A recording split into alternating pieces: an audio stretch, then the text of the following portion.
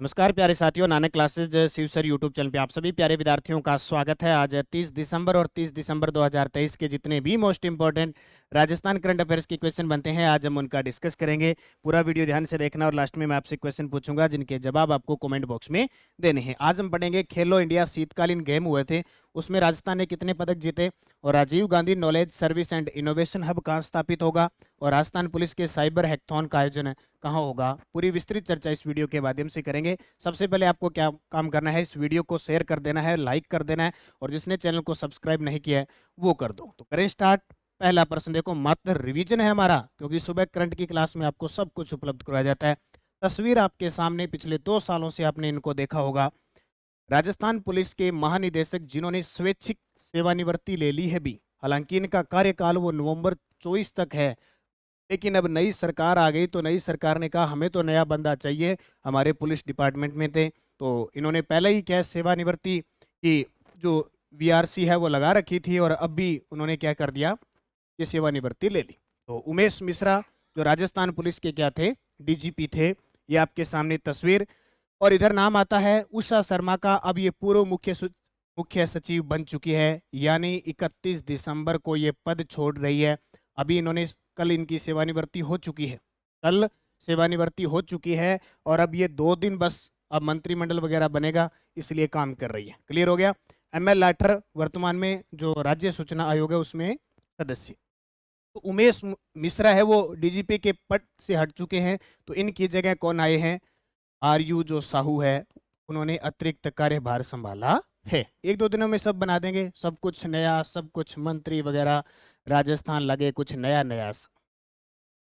दूसरा प्रश्न, 17 और 18 जनवरी 2024 को राजस्थान पुलिस का साइबर हैकथॉन कहां आयोजित किया जाएगा। इंपॉर्टेंट है, अभी ताजा रिपोर्ट आई है एनसीआरबी की कि साइबर अटैक, साइबर जो हमला होता है उसमें सबसे ज्यादा हमला होता है तेलंगाना क्षेत्र में, और राजस्थान इस मामले में 8वें स्थान पे है। तो इसके लिए राजस्थान के अंदर जो इंटरनेशनल सेंटर है जयपुर के अंदर, वहाँ 17 से 18 जनवरी 2024 को राजस्थान पुलिस का साइबर हैकथॉन का आयोजन होगा। और 58वीं डीजीपी और आईजी जो बैठक होगी वो भी जयपुर के अंदर होगी। तो आप देख सकते हो राजस्थान इंटरनेशनल सेंटर जयपुर कहाँ पे है, जालाना में, जालाना जयपुर में। और वर्तमान में इसके महानिदेशक जरूर याद रखना, हालांकि इनको भी अब हटाया जाएगा, तैयारियों पे है, लेकिन फिर भी ध्यान रखना, एनसी गोयल। कौन है, एनसी गोयल। ब्यूरोक्रेंसी सारी चेंज होगी ना, तो निश्चित है चेंज होना ही है।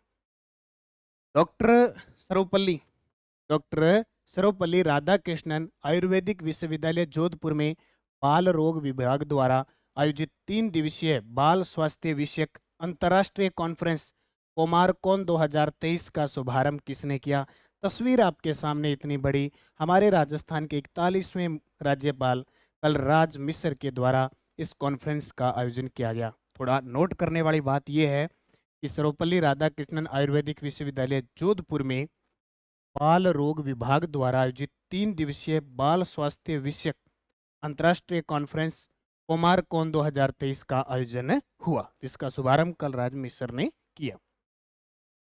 असत्य कथन बताओ, centre for excellence in Panchakarma Chaksu Jaipur में बनेगा, बिल्कुल सही है। अब यहाँ कंफ्यूज मत होना, अगर आपसे कोई यूनिवर्सिटी पूछे किसी यूनिवर्सिटी में स्थापित होगा, तो वो ये जो अभी सर्वपल्ली राधाकृष्णन आयुर्वेदिक विश्वविद्यालय जोधपुर वहां भी स्थापित होगा। ये जो पंचकर्म का केंद्र है, सेंटर फॉर एक्सीलेंस उत्कृष्टता केंद्र, वो चाकसू जयपुर में होगा। Centre for excellence for non conventional energy MBM विश्वविद्यालय बीकानेर में होगा, यानी बीकानेर में नहीं होगा, कहाँ होगा, जोधपुर में, क्योंकि एमबीएम एक टेक्नोलॉजी विश्वविद्यालय है। इसका पूरा नाम देखें तो मनीराम बागड़ मेमोरियल, ये इसका नाम है। ये पहले कॉलेज हुआ करता था जयनारायण व्यास विश्वविद्यालय के अधीन, अब इसको यूनिवर्सिटी बना दी और टेक्नोलॉजी पर आधारित है। क्षेत्रीय बाजरा अनुसंधान केंद्र गुड्डामलानी बाड़मेर में है, बिल्कुल सही है। और राज्य का दूसरा पशु चिकित्सा व विज्ञान विश्वविद्यालय जोबनेर जयपुर में है, ये भी बिल्कुल सही है। तो भाई गलत क्या हुआ, गलत ये हुआ ये। और यहाँ से मैं एक चीज और बता देता हूँ, प्रथम पशु चिकित्सा विद्यालय, प्रथम, ये पूछे प्रथम तो बीकानेर में, कहाँ पे, बीकानेर। निम्न में से किसका संबंध जोधपुर से नहीं है, यानी कौन सी संस्था है वो जोधपुर में नहीं है, Rajiv Gandhi knowledge service and innovation hub है, राजीव गांधी फिनटेक यूनिवर्सिटी है, राजीव गांधी फिनटेक पार्क। ये गलत है क्योंकि फिनटेक पार्क जयपुर में है, ठीक है। और राज्य क्रीड़ा संस्थान कहाँ पे है, ये भी जोधपुर के अंदर है। क्लियर हो गया। और तथ्य देख लो, राजीव गांधी फिनटेक पार्क जयपुर के अंदर। अब जोधपुर की बात करें तो जोधपुर में मारवाड़ मेडिकल यूनिवर्सिटी है, महात्मा गांधी दिव्यांग यूनिवर्सिटी है, जयनारायण व्यास यूनिवर्सिटी है, आईआईटी यहाँ पे है, आफरी यहाँ पे है, काजरी यहाँ पे है, आयुर्वेदिक विश्वविद्यालय यहाँ पे है, सरदार पटेल यूनिवर्सिटी यहाँ पे है, एमबीएम विश्वविद्यालय यहाँ पे है। कहाँ पे, जोधपुर में। ठीक है, क्लियर है। अगला देखो, खेलो इंडिया शीतकालीन खेलों 2023 में राजस्थान का प्रदर्शन क्या रहा। राजस्थान ने कुल 10 पदक जीते, सही है। इस राजस्थान ने 6 रजत 4 कांस्य और 2 स्वर्ण जीते, ये गलत है। क्यों गलत है, क्योंकि सिर्फ 6 रजत और 4 कांस्य जीते, ये स्वर्ण नहीं जीते। इसका आयोजन कश्मीर के गुलमर्ग में हुआ, ये भी सही है। तो ए और सी सही है, यानी रजत जीते 6 तो कांस्य जीते 4, टोटल हो गए 10। ठीक है, स्वर्ण नहीं जीते, तो ये सी नंबर आ जाए। अब देखो, एक मुहिम आपके लिए और शुरू कर दी है, जो सुबह करंट की क्लास में आपको जीके के क्वेश्चन कराए जाते हैं, मैं आपको यहाँ लेके आया हूँ। उन्हीं क्वेश्चनों के साथ बहुत सारे विद्यार्थियों की मांग थी, ताकि पीडीएफ भी इनके साथ में उपलब्ध हो जाए। मावठ की सर्वाधिक वर्षा किस माह में होती है, जनवरी में। अब जनवरी महीना आ गया, कल से परसों से मावठ होनी स्टार्ट हो जाएगी। ठीक है, ये मावठ आती कहाँ से है, भूमध्य सागरीय चक्रवात से, भूमध्य सागरीय चक्रवात, जिनको हम कहते हैं पश्चिमी विक्षोभ। पश्चिमी पश्चिमी विक्षोभ से ये बारिश होती है। ये रबी की फसल, फायदा किसको होता है, रबी की फसल को।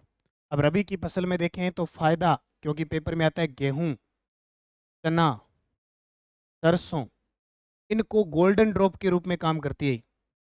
गोल्डन है ड्रॉप, ये समझ लो गोल्डन ड्रॉप के रूप में माउट काम करती है। शरद विषुव किस दिन को कहा जाता है। आपने कुछ राजस्थान पृथ्वी का नेचर देखें, आप तरीका देखें पृथ्वी का, तो ये आ गई भूमध्य रेखा, ये आ गई मकर रेखा, ये आ गई कर्क रेखा। अभी हम जनवरी के अंदर क्या बनाएंगे, मकर संक्रांति बनाएंगे। क्यों, कारण क्या है कि जो सूर्य है वो मकर रेखा से उत्तर की तरफ जाना स्टार्ट हो जाएगा। ठीक है, 23.5 डिग्री। और 21 जून की स्थिति यहाँ आती है, 21 जून की स्थिति यहाँ आती है। ठीक है, बीच में एक तो आ जाता है 23, ये देखो क्या है 23 सितंबर, 21 मार्च और 23 सितंबर। तो शरद विषुव होगा वो 23 सितंबर को होगा। राज्य में किस प्रकार की जलवायु पाई जाती है, तो उष्ण शुष्क पाई जाती है। ये अपना राजस्थान है, यहाँ से कर्क रेखा गुजरती है, नीचे वाला आता है उष्ण कटिबंधीय, और ये होता है शुष्क होता है और शीतोष्ण होता है। ठीक है, राजस्थान में सर्वाधिक वर्षा किस जिले में होती है, झालावाड़ में होती है। सबसे ज्यादा बारिश पूछे झालावाड़ में, जबकि आपसे पूछे मानसून का प्रवेश द्वार, मानसून का प्रवेश द्वार, तो आप उत्तर क्या बताओगे, बांसवाड़ा। और आपसे पूछे झालावाड़ के बाद सबसे ज्यादा बारिश बांसवाड़ा में होती है। झालावाड़ और बांसवाड़ा जिले किस जलवायु खंड में सम्मिलित होती है, तो अति आर्द्र प्रदेश के अंदर। क्योंकि हम जब राजस्थान का नक्शा देखते हैं, थोड़ा सा देख लेते हैं।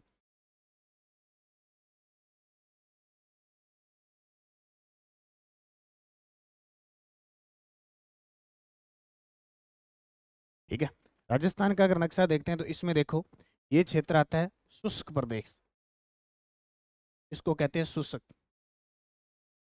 ये आता है अर्ध शुष्क,